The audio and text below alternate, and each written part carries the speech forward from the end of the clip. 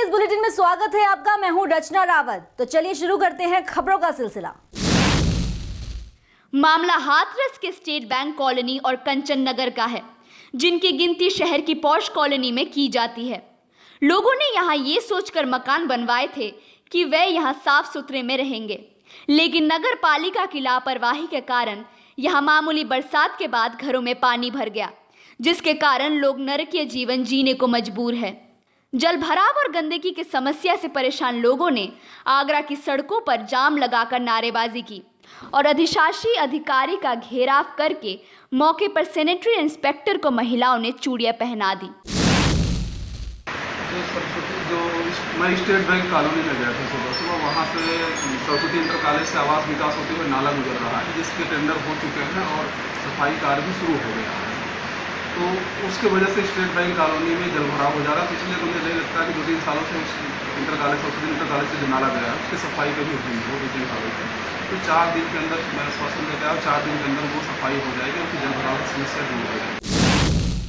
आज हमने खबर करी थी, ऊपर लखनऊ फोन करा है, क्या नाम दिवाकर जी को फोन करा है। तब यहाँ पर एक साहब आए हैं देखने, उन्होंने राशि कहा है कि मैं तुरंत एक्शन लूंगी।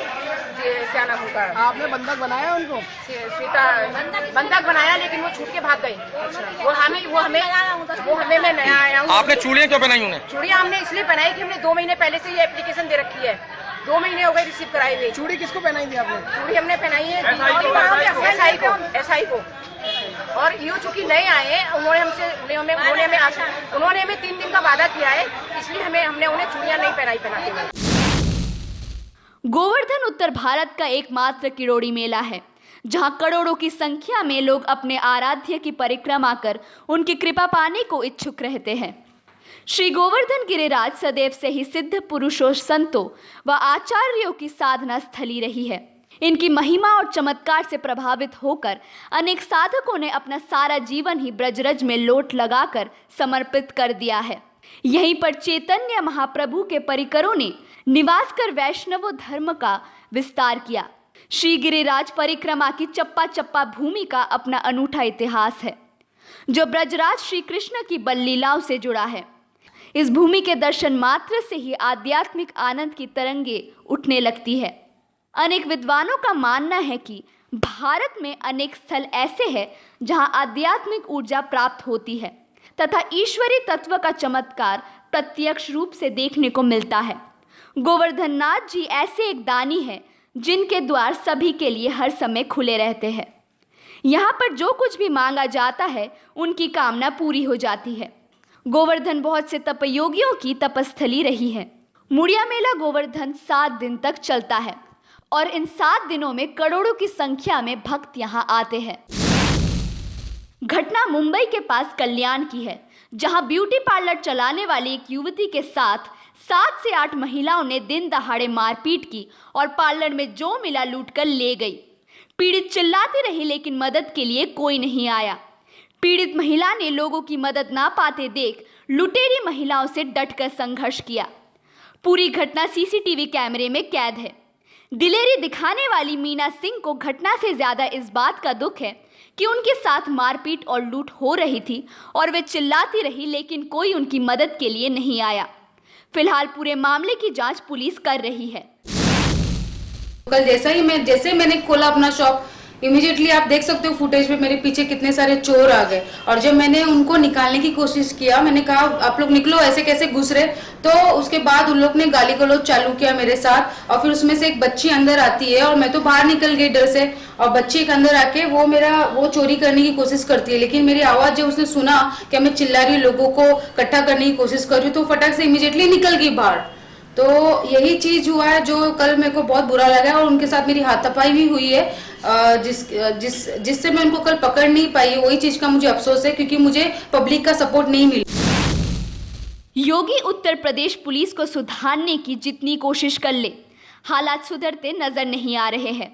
यहाँ पर ताजा मामला कानपुर के बिठूर और चौबेपुर दोनों थानों का है, जिसे सुनकर शायद योगी को भी शर्म आ जाएगी। हाल ही में मिली एक बोरी में बंद लाश को 2 घंटे पुलिस द्वारा इसीलिए हाथ नहीं लगाया गया क्योंकि वो जमीन नापकर थाने की सीमा नहीं तय कर पा रही थी और ये कहकर लाश से पीछा छुड़ाती रही कि ये लाश मेरे इलाके में नहीं तुम्हारे इलाके में मिली है। इसी विवाद से निपटने के लिए पुलिस ने लेखपाल को मौके पर बुलाया।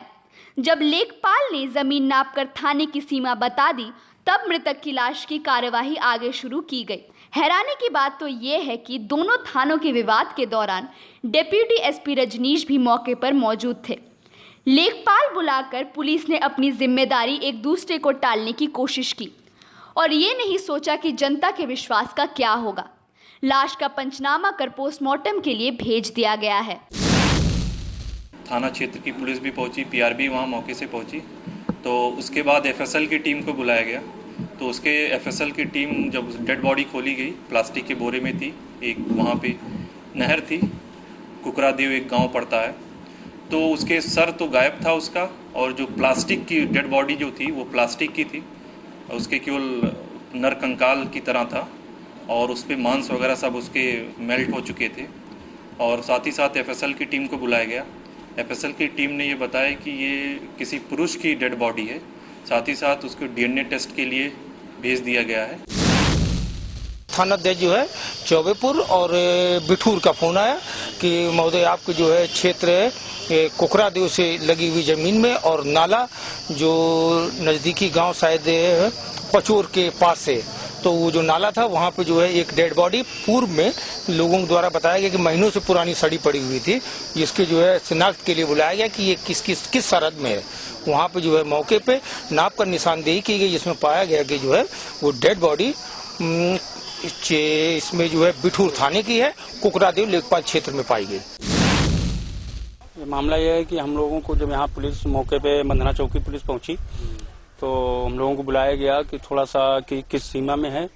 तो हम और कुकरादेव प्रधान जी और पचौर प्रधान जी सब लोग वहाँ मौके पे पहुंचे। तो वहाँ एक डेड बॉडी बोरी में पड़ी हुई थी। तो फिर ये सीमा विवाद लेखपाल आए, उनके द्वारा सीमा विवाद का निर्धारण हो गया। फिर पुलिस ने शव को निकाला और पोस्टमार्टम के लिए भेज दिया। चित्रकूट में दबिश देने के दौरान कानपुर के बिदनू थाने की चौकी इंचार्ज यज्ञनाथ शुक्ला, जो भदोही जनपद के खड़गेपुर गांव के रहने वाले थे, की सड़क हादसे में मौत हो गई और वहीं कुछ लोग घायल भी हो गए। वो अपने 2 अन्य साथी के साथ वैगनार कार से चित्रकूट छापा मारने जा रहे थे। तभी अतर्रा कस्बे में तहसील के पास सामने से आ रही बोलेरो को बचाने में गाड़ी खंबे से टकरा गई। मौके पर पुलिस पहुंची और परिजनों को सूचना दी गई, जहां उनका रो रो कर बुरा हाल है। चौकी प्रभारी मझावन, थाना बिदनू, कानपुर नगर में इनकी नियुक्ति थी जी। ये भदोही जिले के रहने वाले हैं, हरिहरपुर गांव है, थाना ज्ञानपुर के, और यही अतर्रा पे रोड एक्सीडेंट पे इनकी मृत्यु हो गई है। सर ये कहाँ जा रहे थे, क्या करने गए थे? ये एक अभियोग के संदर्भ में अपात्रता की बरामदगी के संदर्भ में आए हुए थे।